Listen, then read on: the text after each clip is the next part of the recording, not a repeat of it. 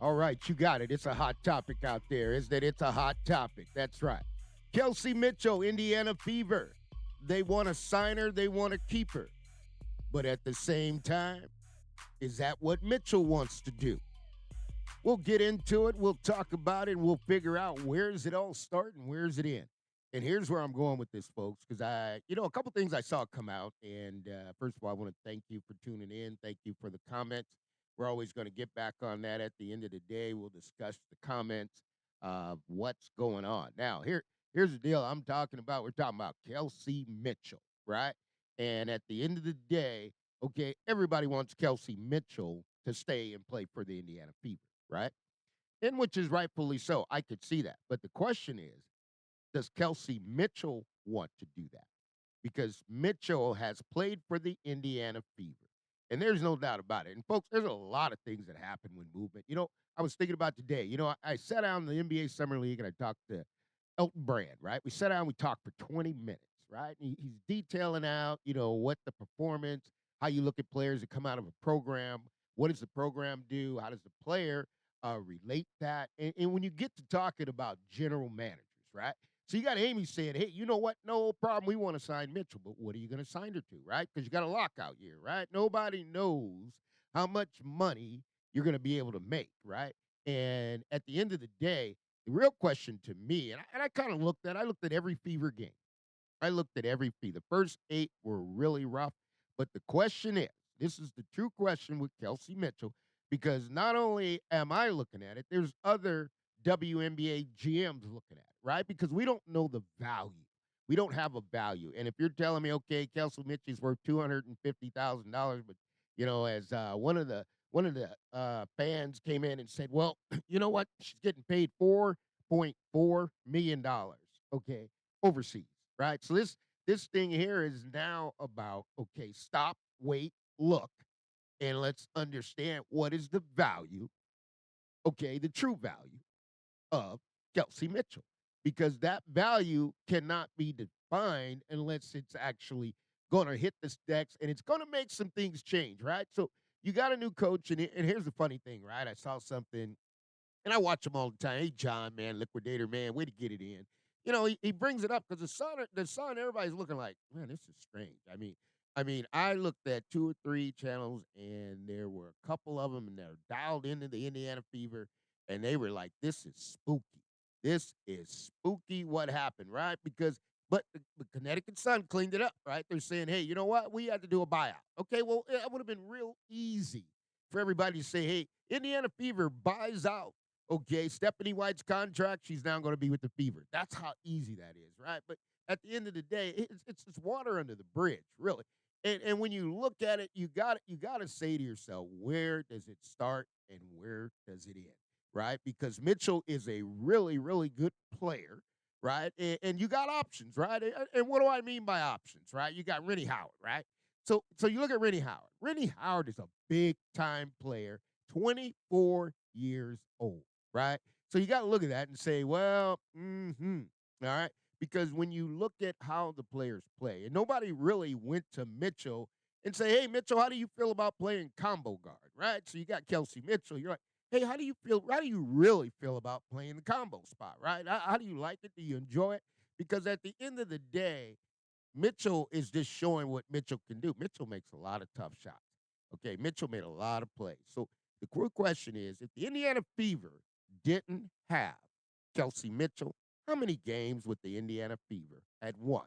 Right? Because everybody's like, you're so happy for Kelsey Mitchell to stay with the Fever. Now let's make her super happy and get paid the money, right? Because she's the most valuable player on the Indiana Fever. Now, I know you're going to come back to me and say, no, Mike, it's CaitlinClark. How many of those games would the Indiana Fever have won without Kelsey Mitchell? All right. Now, how many years did Kelsey Mitchell stick it out with the Indiana Fever? Okay. And take all those losses, right? So at the end of the day, when we first get into it, and I watched Mitchell for the first 8 games, I didn't get it. And I was like, but I had went in and I looked at it, I said, well, last year she was a starting point guard. What are they going to do? How are they going to do? So you really just push Mitchell off the ball. At this stage, this is where it gets a little tricky. is because somebody's got to sit down with Mitchell, okay, and do an interview and say, okay, Mitchell, for the remainder of your career, you want to be a combo guard. That's a big switch, folks. That's a big switch, right? When you got a WNBA franchise point guard that you drafted CaitlinClark and moved over to the two guard, right? You moved her over to the combo and say, play the combo. So now you got a player that normally plays with the ball in their hands. You're saying go play without the ball in your hands, right? So we got to ask that question because what does the player want to do for their remainder of the career? We know what we want. Exactly. There's no doubt about it. I mean, I like the Indiana Fever, but I'm not going to devalue Kelsey Mitchell when Kelsey Mitchell should be one of the highest paid players in the WNBA. Period. Hands down. Years of service. Okay, you're coming out for 8 years and still going strong, putting in the work, right? And you talk about a good person, good character, face based, doesn't cause you any problems. Okay, gets in there and battles every time she takes that court, right? So at the end of the day, you got to ask yourself these questions because sometimes you think players are super happy, okay? But I saw in that midseason interview, and Mitchell's overseas thinking about it, okay? She's thinking about it. In that midseason, she really told the Indiana Fever, "Good luck to you, right? Good luck to you, right?" Because she wasn't feeling the role. Now you're asking her to contract to a role, and you got to be sure that player is feeling that role, right? Because you can't really take somebody who's a combo guard. It's not gonna work, right? I mean, the Warriors tried it with Steph, and I think it was Monte Edwards or something of that nature, but they had to get rid of him. They had to ship one of them out, and you got two big presents, right? So it's not like the whole thing is gonna go south, right? Because you got two big presents right here. You got two guards, right? You got CaitlinClark and you got Kelsey Mitchell, right? So one can't really operate without the other, or should Kelsey Mitchell be a higher paid player than CaitlinClark from her years of service? See, that's the question right there because we all know CaitlinClark value how high that is, right? But now that's to the market. Okay, that's to the open market. That's Wall Street. That's where you put it all together, right? Because that's what we're talking sales and marketing. Now let's get back to the game of basketball. Okay, and you count up the wins, right? So you ask yourself, okay, how many wins do the Indiana Fever win without Kelsey Mitchell? And how many wins do they get without CaitlinClark? That's the question that you got to answer because if you feel that the Indiana Fever fans feel that they would have won 20 games without Kelsey Mitchell, I'm going to be a rude awakening and I'm going to tell you it's about a 50-50, folks. The Indiana Fever would have won about 10 games, okay, without CaitlinClark, and they'd have won about 10 games without Kelsey Mitchell. Kelsey Mitchell hit so many big shots. And you know what? There's Indiana Fever fans. You love Kelsey because now you got a coach that you feel everything can work. But you got to ask yourself that role. Here's where it gets real confusing, and a lot of times people go, "Well, Mike, what are you talking about?" See, the front office has got to run this thing and get the players. That's going to be hard enough. Now you got to have a coach get them to the role, and then you got to have a player willing to play that role. And in professional sports, and you see it a lot. You see it a lot in college football where the coach names the starting quarterback. Man, I'm not going to sit here and stunt my growth. I'm going to go somewhere else, right? And when you do that, you go somewhere else. You start, you play, you get drafted, you go in the league, right? Only thing I'm trying to bring to everybody's attention, if you start ranking the point guards, right? You got Williams standing up there, right? Williams is a great point guard up in Minnesota, man, really good. I mean, really can just play basketball, right?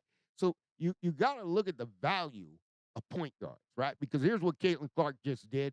All right, this is what CaitlinClark just did. And this is where I'm talking about with Mitchell. And I don't want anybody to get confused because it's the business of basketball.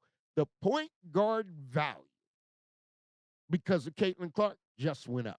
The most valuable position in the WNBA today is the point guard spot because of CaitlinClark. Every WNBA GM is out there right now looking at film, trying to find players that can play like CaitlinClark. It's a copycat league, right? So whoever's got the best point guard is going to win, right? So and Vegas didn't win. I'll tell you why Vegas didn't win, and it's real easy for me. It had nothing to do with just timing or all that. Vegas didn't win because Chelsea Gray wasn't there, right? So if you want to know who the best of the best is, that's Chelsea Gray, right out of Sacramento, right out of St. Mary's High School in Stockton. I've been watching her for years. That's the best of the best. Okay, nobody does it better when she's healthy than Chelsea Gray, right? Coming out of the SAC Future program in Sacramento, California, right? So she's won chips, right? And then you got to look at it and say to yourself, what's the value? And that's where I appreciate what Gabby Williams, because CaitlinClark's got a high value. But you got to understand now, Caitlin can't win games by herself, okay? And the question is, and it's a realistic question. Stephanie White, who's going to be your point guard, right? Because at the end of the day, you get into it and you start looking at it, and you really have to look at it collectively. Because really, at the end of the day, Kaylin's really a two guard. Okay, that they moved into a point guard, but a point guard really doesn't score that many points. And I'll tell you this, folks. I'll tell you this all day long until it gets tired, right? I told everybody 3 years ago. They told me we're nuts. I said, here's the deal: the Sacramento Kings going to have to trade De'Aaron Fox, right? And everybody, no, you're out of your mind, Mike. No, we're not going to trade. I say, here's the deal: he scores too much. He's got too much ball in his hands. It's stuck in his hands too much. The general manager is slowly clicking down the clock till the next person that's going to be on the block. Okay, if they don't win the championship, right, is going to be De'Aaron Fox. Why? Because his usage is too high and his points are too high, and you can't win a championship, okay, with that type of point guard. Everybody that's won a championship, I want you to go back and look at all the point guards that have won championships. How many points did they score? Because the Sacramento Kings got DeMar DeRozan at the three. Okay, you got to really think they got Murray. It's like Duncan, right? Came out of Wake Forest. Okay, and then they got Sabonis. So why is Murray continuing to score points when you got that 3, 4, and 5? That has to be worked out. Okay, and Mike Woodson's got to work that out. And this thing here, I'm telling you now, you think it's easy? It's not easy, all right? Because now you're orchestrating something. And Stephanie White, you know what? And like I said, I wish they would have just came out and said, hey, you know what? Indiana Fever bought that contract out. We got her. So that's how it happened, right? She didn't get fired, okay? But you got to say something because now, like I said, folks, I don't have a gatekeeper. So some of the things I talk about are not normally situations that get talked about, but they do have to get addressed. And that's kind of what happened. And that's where the Connecticut Sun came out because I'm like, how do you lose it? But back to the story. I mean, CaitlinClark is CaitlinClark. Okay. So now you got to figure out, okay, is when you get there in this hard cap, right? So you're not really doing anything asking Mitchell, okay, to actually go in there and play for what? The max 300,000 or 400,000. When by the time you come out of that agreement, and I don't know which way it's going to go. I mean, they've got pretty smart people in there, but when it comes down to who's going to sign a contract now, how could you sign a contract when you're getting ready to go on strike, right? And you're not playing, okay, until you come back, right? Because by the time they come back next year, and this is going to go to the late hour on the clock, because that's how negotiations go to the last minute, okay, that, the salary that Mitchell would sign today, she could have signed 5 times that salary, right? And you got to really think about professional sports. And the Chicago Bulls taught everybody this with Jordan and Pippen.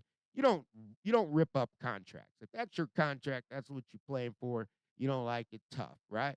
So Mitchell's in a golden spot, right? I mean, golden spot, And I'm sitting there looking at Rennie Howard, man. That one there, that one bugs me, right? Because I'm talking about Renee Montgomery, and I'm like, Renee Montgomery, man, you got to get some help. But you look at the Atlanta Dream, right? So here's the thing with the Dream is really they don't have enough money, and they're going to play in a small arena and move over when they get sellouts, right? But this is a big time player, needs to be in a big time market. And sometimes you got to look at this and say if you can't afford it, because what you got is the Atlanta Dreamer valuation is 55 million, right? I mean, so how do you give Atlanta Dream the valuation of 55 million? That concerns me because now you can't pay the players, right? But you give her that valuation, but you got the Golden State, Bacaris haven't even played a game, right? So you get something like this, and I'm like, you got to find this thing out because eventually owner's going to have to pay players, and you don't want to be in an organization that's not making any money because now you can't get paid, right? So you end up like the Oakland A's, right? Because at the end of the day, some teams are trying to play Moneyball, and if you haven't seen the movie Moneyball, it just means you're going to have a super low payroll. You don't have money to pay by. You're not making any money and you're just trying to get by for the sake of ownership, right? But that's not going to work anymore, and that's going to be harder. So some of these big time players, they need to go to big cities, okay? And if I ask with Renee Montgomery, let me tell you something. I looked up there at the Gateway Center, 3,500 people, right? And this is where you go to devalue how much you can pay up there. We got down here in the Sacramento area, we got the Stockton Kings Arena. Okay, we got 11,000 in there. If you're drawing 3,500, this is where Al Davis comes in. You need to think about relocating and coming on down here to a city, okay, that's going to represent you. And it's wide open for you to do it. And let me tell you why. Because the Sacramento Kings owner has invested in the Portland franchise, right? So the only way that Sacramento can have a WNBA franchise is the fact, okay, that we have an ownership group, right? So at the end of the day, here's the deal that I'm petitioning out there for the Atlanta Dream because I'm looking at the Dream bringing in 4,000 fans. Man, we got 2 seats. We got the Spanos Centers over there, seats between 6 and 8,000. We got the Stockton Kings Arena sitting out there wide open. That's where our G League plays. And you need to, you need to relocate, man, because at the end of the day, if that's all you're bringing in is 4,000 and you got a player like this, okay, you're talking about a player like this. How you ever going to pay the player if you don't have the attendance to support the salary? That's the scary part I'm talking about. And that's the Atlanta Dream, right? So you get back to Kelsey Mitchell, man. You got to ask yourself, what's the real value of Kelsey Mitchell? That's where I'm at with it. I'm not causing any stink. I don't want anybody to feel that Kelsey Mitchell's value is a penny less than CaitlinClark, right? Because you're asking Kelsey Mitchell to go play a combo spot, which has never been the spot she's played. She's run the one. She's the point guard, okay? And she was not allowed to come in and do what Caitlin did and run the ball like that. Because if you were playing like that, Indiana Fever, you could have won a whole lot more games with Mitchell because Mitchell just really broke out on you. Now you guys are going, whoa, we didn't know we had this. Well, at the end of the day, you challenge a player, and sometimes their ego gets challenged. So just having Caitlin around, okay, really lifted up Mitchell's game and took it to another level. And that's Mitchell, man. Mitchell will dig in, and she doesn't care, right? She's respected in the league, right? And so at the end of the day, you're asking a WNBA franchise point guard who has come to the Indiana Fever for 8 years, has been on the losing side, asked one prayer and one thing only from the Indiana Fever is I want to have a deep run in the playoffs. That's the only thing she asked. And it broke her heart because Smith couldn't get put in the game so she could get that run. Now you're saying, let's go do it again.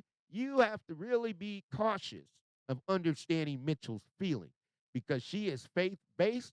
Okay, she prays, she understands, and everything has been given. She knows that all things are possible to those who believe. But one thing I'm going to tell you here, this one here, the value of Kelsey Mitchell is the value of a WNBA franchise point guard, which in the WNBA, this is the Money Mike Syndicated Radio Podcast. We're powered up by Fanatics. The point guard position now is the most valuable position in the WNBA. That's right. Okay. So guess what? Now you got 2 franchise point guards. Franchise, which means Mitchell can leave. She can go run the Washington Mystics. She can run the Atlanta Dream. Okay. She can go anywhere in the WNBA and be a starting point guard, right? So now you got to ask that because she can go over there to Chicago Sky, be the starter. Anywhere you want to see, she go down to Golden State. Macari's be the starter. So you got a dilemma because you got 2 franchise point guards, and you got one of them moved off the position playing the combo guard, went through it, had a lot of success. But I don't know if Kelsey Mitchell is looking like playing her final 5 years that way, right? Because you got about a player that plays with the ball in their hands. It's going to work itself out. There's no doubt about it. But I'm just bringing it to the attention because there was a comment that came across, and one thing I never want to do is devalue a player, right? Devalue. So you got about 50-50 here with the Indiana Fever. And what does that mean? If Kelsey Mitchell didn't play, how many games with the Indiana Fever have won in the season? If CaitlinClark didn't play, how many games with the Indiana Fever have won in the season? That's the question. So you got to ask yourself that. But at the end of the day, Mitchell, I don't have no problem with Mitchell. I like to see Indiana Fever keep Mitchell. I like the Indiana Fever, but I also want these players to reach up to the top and maximize all the money they have coming to you. This is the Money Mike Syndicated Radio Podcast. This is the WNBA. It's off season. This is where you get your rumor trades. All kind of things happen in the off season, or what it could be or what it would be. and everybody's shuffling around. You got protected. I'm going to bring you to who's the unrestricted free agent and who's available. This is a big deal because now is the time, and the WNBA finished its best year it ever had, and there's many more to come. So you stay tuned. We'll continue to break it down. This is the Money Mike Syndicated Radio Podcast. All things are possible to those who believe. We promise to get better and better so you can go higher and higher. And we love the Indiana Fever. We love CaitlinClark, but we also love Kelsey Mitchell too. We'll see you soon.